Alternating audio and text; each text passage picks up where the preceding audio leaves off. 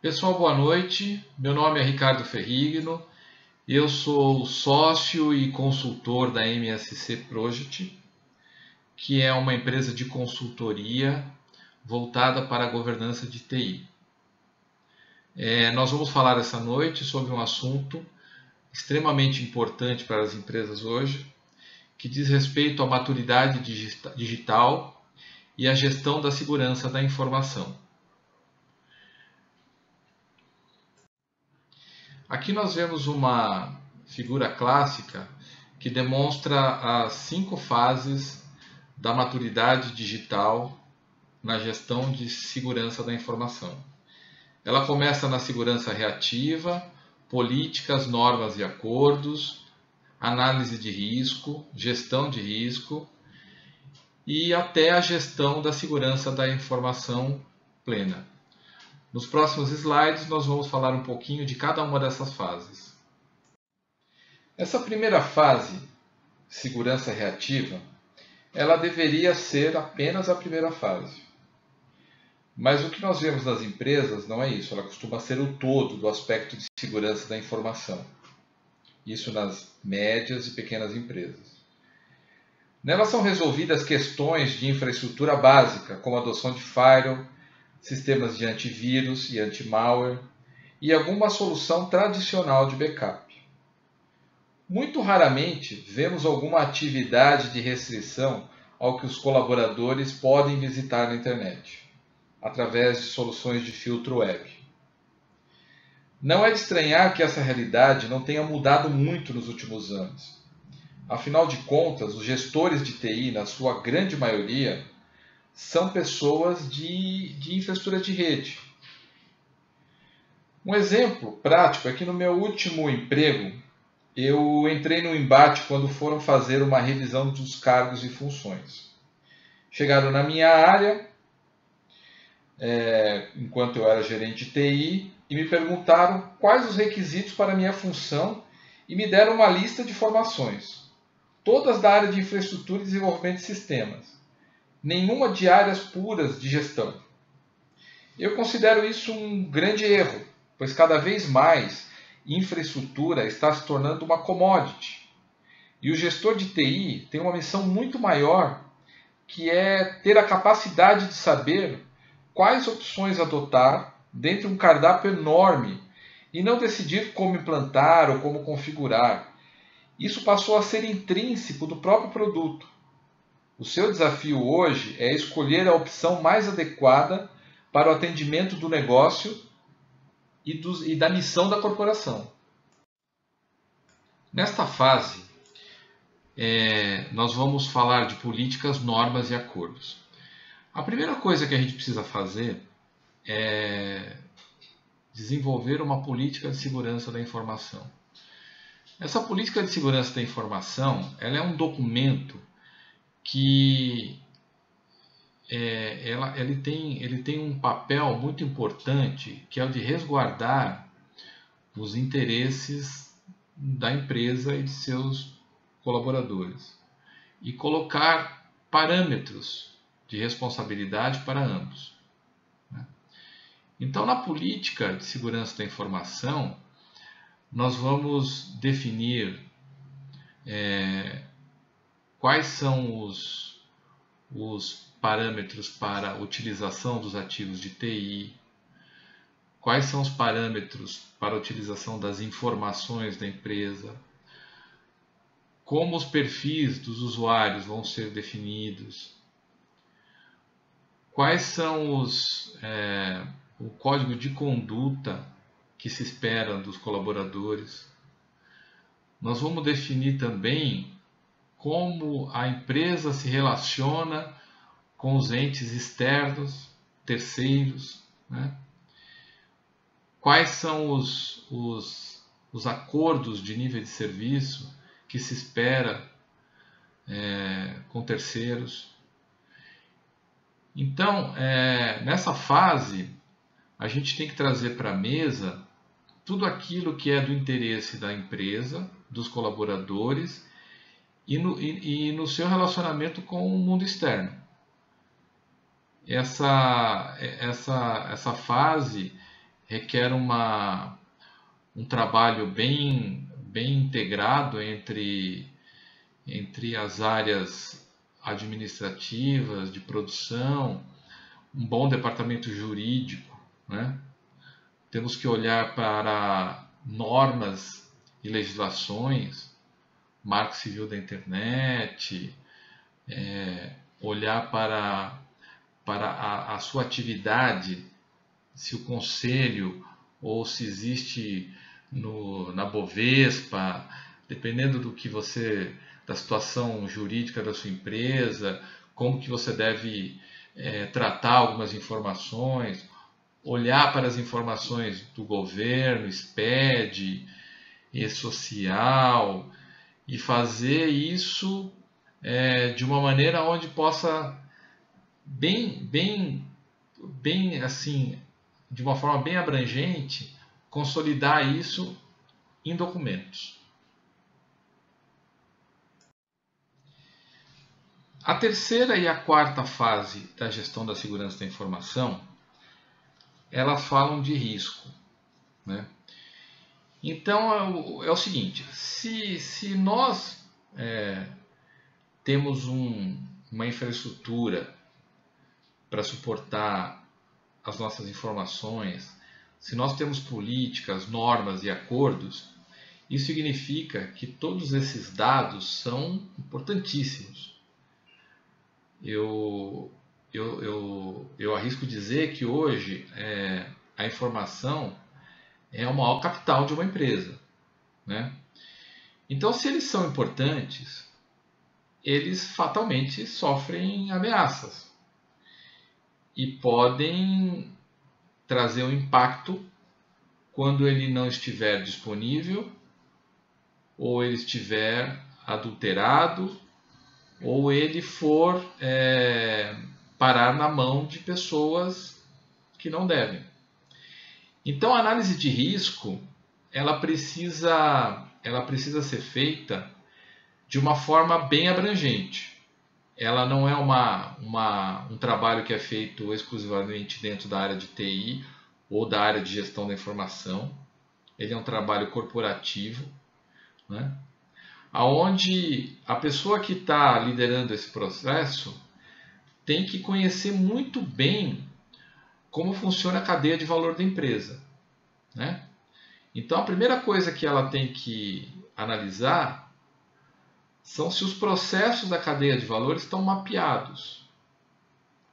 Porque, através do mapeamento dos processos da cadeia de valor, a gente consegue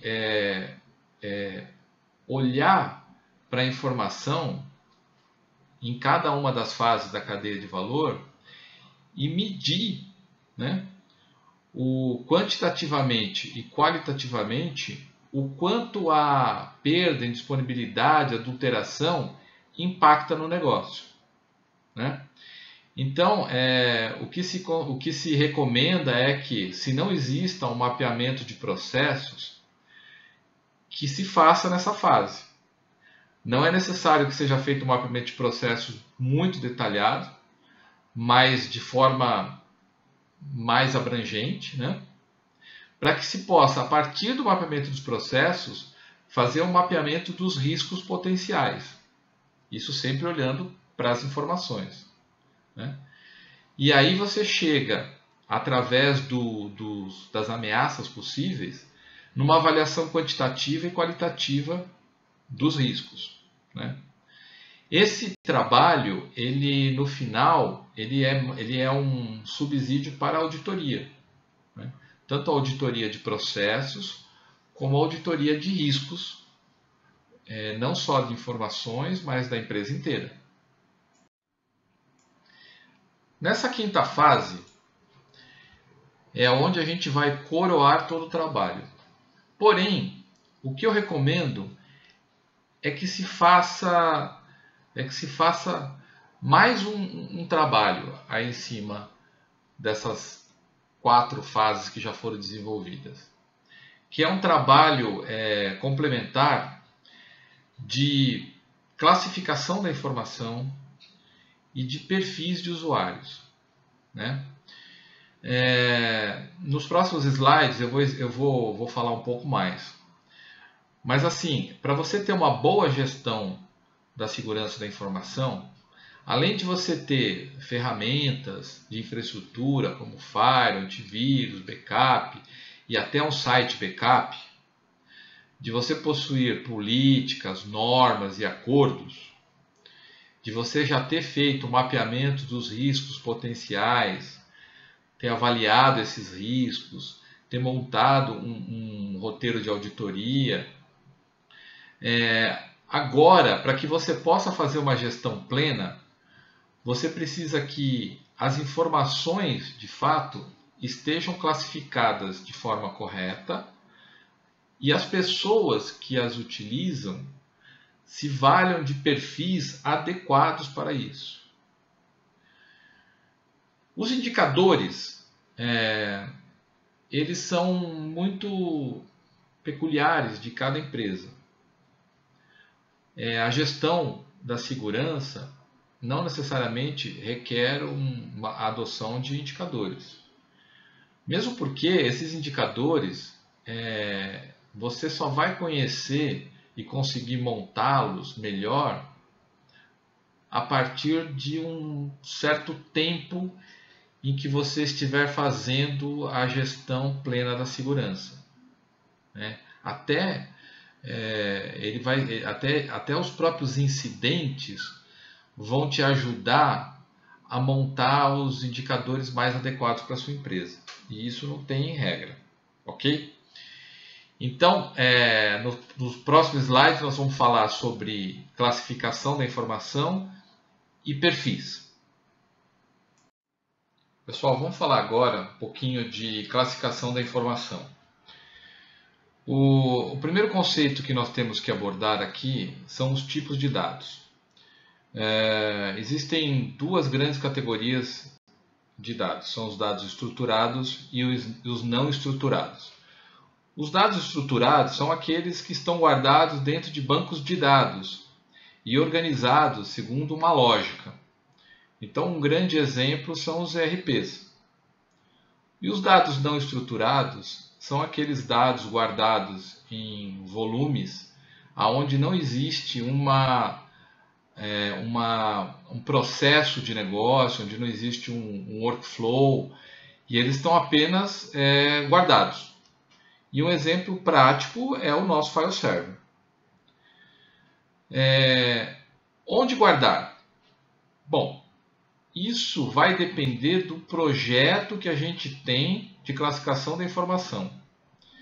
Se o nosso projeto é que a classificação da informação ela seja algo um pouco mais inteligente, eu descarto a utilização do file server. É preciso que identifiquemos uma ferramenta de mercado, onde hoje a de melhor custo-benefício é o SharePoint, que nos permita fazer todo o processo de classificação da informação de uma forma correta. Uma terceira questão é como organizar. Comumente nas empresas, separam-se os dados por áreas e departamentos. Isso é muito comum, Só que começamos a ver um problema nesse tipo de separação quando precisamos dar acesso a parte de uma área para um outro departamento. Então, no processo de classificação da informação, a gente tem que identificar se a empresa tem essa necessidade, por exemplo, de que uma área financeira momentaneamente disponha das suas informações para a área de vendas. Ou a área de vendas momentaneamente dispõe informação para a área contábil. Então, quando a gente chega numa situação como essa, separar os dados por áreas e departamentos não é a melhor solução. A melhor solução é você separar os dados por disciplina ou por categoria de tipo de documento, né? Então, por exemplo, uma forma que funciona muito bem é você separar os dados, por exemplo, um grande agrupamento chamado de contratos. Embaixo desse agrupamento, um agrupamento menor, contratos de venda, depois contratos de compra, contratos de locação e por aí vai. Dessa forma, você não está vinculando o agrupamento a uma área, mas sim à natureza do documento. Uma quarta questão muito importante na classificação da informação é você conseguir colocar tags ou colocar etiquetas na informação, coisa que hoje o file server não permite, mas um SharePoint, como eu dei o exemplo, ele te permite. Então, nesse dado armazenado, você vai colocar uma etiqueta nele, né? Então você vai colocar a sensibilidade dele, se ele é restrito, se ele é público, se ele é confidencial. Você vai colocar uma data de validade da informação. Você vai dizer quem que é o proprietário da informação. Você vai também colocar quem são as pessoas que podem utilizar, né? E você vai definir o tipo do documento. Então, uma coisa muito importante é você dizer, olha, esse documento aqui é um contrato, esse documento é uma ata de reunião, esse documento é um balanço patrimonial. Então, a classificação da informação de uma forma mais abrangente, ela requer que você utilize uma ferramenta que possa te proporcionar maneiras de você organizar e classificar. A partir do momento que você classifica os seus dados não estruturados, eles passam eles se equiparam aos seus dados estruturados, sendo que um está no RP, o outro pode estar no CRM e o teu file server hoje está no SharePoint, né? Com uma ferramenta mais adequada, você vai conseguir fazer buscas adequadas, você vai conseguir ter mobilidade desse dado, você vai ter versões desse dado, você vai ter logs, você vai poder fazer auditoria da utilização. Então ele te oferece muito mais flexibilidade na gestão da informação. Bom, vamos falar agora sobre perfis. Esse é um tema complicado, porque é o seguinte, quando a gente tem um colaborador dentro da organização,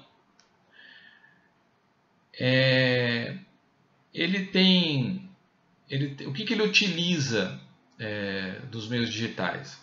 Ele pode ter um crachá que libera a entrada dele na catraca, ele tem um usuário, ele tem um login para fazer acesso ao Windows, aí depois, se ele usa o RP, ele tem um outro usuário lá para poder acessar o RP e por aí vai, né? Então isso na maioria das empresas, cada acesso que você faz é um cadastro diferente. A única coisa que é igual, e nem sempre, às vezes nem é muito igual, é o teu nome lá na descrição do teu login. O ideal, e olha, estou falando assim muito, vou frisar, o ideal, eu sei que não é fácil, mas a gente tem que perseguir isso, é que o funcionário, o colaborador, ele tenha um único perfil, que esse perfil ele tem que estar guardado em algum lugar e que a gente considera como o AD como o melhor lugar para guardar esse perfil. E que todos os demais sistemas trabalhem buscando informações no AD, né? Mesmo assim, imaginamos que a gente já esteja dessa maneira, né? Todos os sistemas, seja de catraca, seja RP, tudo está, o SharePoint que a gente falou lá na classificação da informação, estejam todos olhando um mesmo local. Mesmo perfil do usuário. Maravilha. Apesar disso, a gente precisa imaginar que um usuário sozinho, ele desenvolve algumas funções, algumas atividades. Mas, até por uma questão do volume de trabalho, ele tem pares do seu trabalho, existe mais de um funcionário com a mesma atividade, ou com atividades parecidas. Aí você tem a necessidade de criar grupos de usuários. Indo mais além, você precisa utilizar os usuários e os grupos para poder dar permissão nos diversos sistemas. E aí é que começa um pouco do problema. Apesar da empresa, que a gente imagina que esteja utilizando sempre o perfil do usuário do AD e os grupos do AD, ela acaba, se ela não fizer um estudo detalhado, minucioso, de como esses usuários interagem com os macroprocessos da empresa, ela tem uma dificuldade muito grande de dar permissão nos diversos sistemas. Então, o que é recomendável se fazer em relação a perfil? Bom, primeiro, fazer o possível para centralizar o perfil no Active Directory. Segundo, na hora de criar os grupos, a gente voltar lá para a questão do mapeamento de processos e tentar fazer uma decomposição dos processos até as atividades. Então, imagine o seguinte, um processo 1, né, tem 2 subprocessos. Imagina que o processo 1 é um processo do financeiro. E o subprocesso 1A é o subprocesso de contas a pagar. E o subprocesso 1B de contas a receber. Bom, dentro do contas a pagar, quantas funções eu tenho? Talvez eu tenha um analista sênior, um analista pleno e um auxiliar. Então, lá no AD, ou no SharePoint, ou no AD replicado no SharePoint, o que eu recomendo é que se crie uma estrutura de grupos de permissões que representem os processos, subprocessos e as funções envolvidas. E que o usuário, o colaborador, seja inserido dentro de uma função. Com isso, quando você tiver a tua estrutura de classificação da informação montada, né, você vai apenas fazer referência a cada caixinha em relação à função que precisa ter acesso. E nunca colocar o colaborador, né? E o mais importante é que aos poucos a gente consiga, através de integrações com sistemas de recursos humanos, folha de pagamento, a gente consiga delegar para a área de contratação a função de colocar o indivíduo contratado dentro do grupo correto da função dele, né? E de fazer a movimentação quando ele muda de função. Bom, aí você vai me dizer o seguinte, bom, mas eu tenho 2 problemas graves aí. Eu posso ter um momento em que eu estou com um acúmulo de serviço no departamento e o auxiliar está fazendo parte do trabalho do analista pleno. Olha, isso é possível. Mas aí é uma situação onde você deve colocar o usuário que é auxiliar também dentro da função de analista, mas isso dentro de um processo de controle de prazo, né? Ou seja, usando o ITIL para poder fazer essa gestão, né? Outra coisa são projetos temporários, né? projeto de implantação de um software, ou empresas que trabalham por projeto, por exemplo, construtora. Cada obra que ela constrói é um projeto diferente. E lá dentro daquela obra tem funções específicas. Então, replicar a estrutura de processos daquela obra no AD. E não tentar usar a mesma estrutura que já existe, porque pode ser que ela não seja aderente àquele projeto específico, né? Então, o importante é a gente ter em mente que para a segurança da informação, a gente precisa não só de todas aquelas ferramentas de infraestrutura, não apenas dos acordos e políticas e normas, não apenas da análise de risco, né? A gente precisa também ter uma noção de que quanto mais centralizada a gestão dos usuários e quanto mais os usuários forem representados pelas suas funções dentro dos processos da empresa, mais fácil vai ser a gestão, a auditoria e a manutenção desse sistema. Então, assim, essa é uma visão um pouco complexa, né, para um tempo como esse, mas eu acho que deve ir para a mente de vocês como uma coisa para se pensar. Não é um trabalho que se faz rapidamente na empresa, né? É preciso muita negociação, é preciso fazer aos poucos. Para quem é da área de TI, o que eu recomendo? Comecem pela área de vocês, né? Comecem pela área de TI e a partir daí vocês podem usar a própria área como exemplo. Pessoal, eu espero que tenha sido útil tudo que eu falei nesse tempo.